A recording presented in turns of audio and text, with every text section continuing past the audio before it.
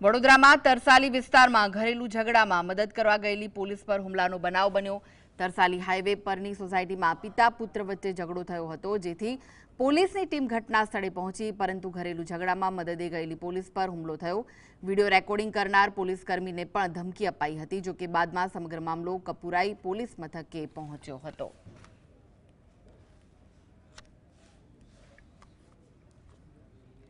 તો police team પર હુમલાના અહેવાલ સામે આવ્યા છે।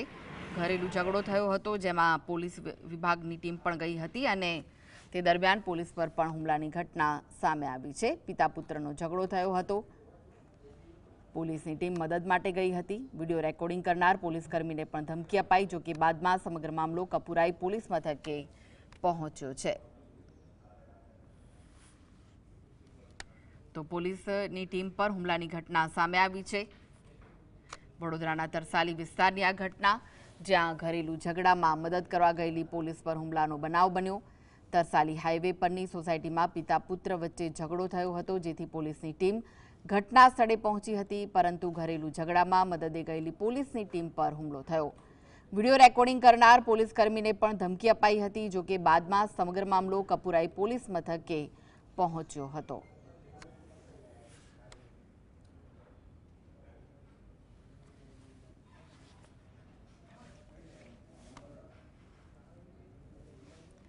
તો વડોદરાના તરસાલીની ઘટના, જ્યાં પિતા પુત્ર વચ્ચે ઝઘડો થયો હતો, જેમાં પોલીસ મદદે પહોંચી, પરંતુ પોલીસની ટીમ પર જ હુમલો કરી દેવામાં આવ્યો। આપ દ્રશ્યોમાં જોઈ રહ્યા છો, એકબીજા સાથે મારામારી કરી રહ્યા છે।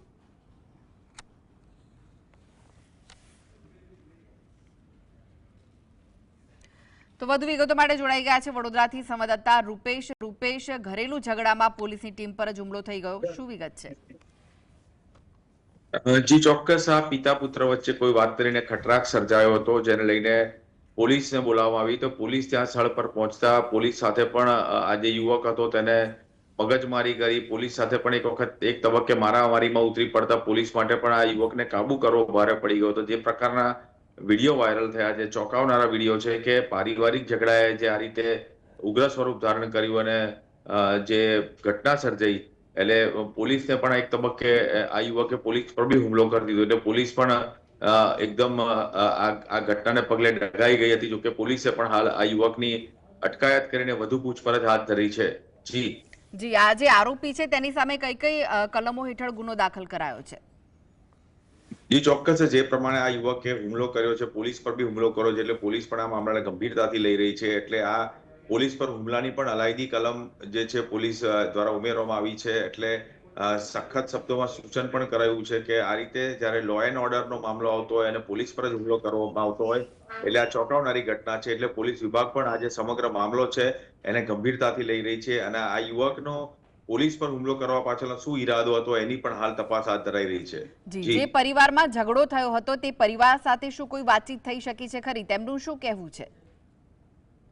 જી, પરિવારનું પણ કેવું છે કે આ છોકરા અચાનક આ પિતા પુત્ર એગ્રેસિવ થઈ ગયા અને જે ઝઘડો કરી રહ્યા, એટલે એને છોકરાને પણ કાબુમાં કરવા પરિવારજનો પણ, માતા પણ વચ્ચે છેવટે પડી કે ગમે તે હોય તો પુત્ર છે, પરિવારનો ઝઘડો છે, પરિવાર પણ વચ્ચે પડ્યું, પરંતુ છોકરો કેમેક કરીને કાબુમાં નહોતો આવતો અને જે છે આખરમાં એને પોલીસ પર પણ હુમલો કરતા ખચકાયો નહીં, પોલીસ સાથે પણ માથાકૂટ ચાલુ કરી, એટલે છેવટે પોલીસે બળ પ્રયોગ કરીને આ જે યુવક હતો એને કાબુમાં કર્યો હતો।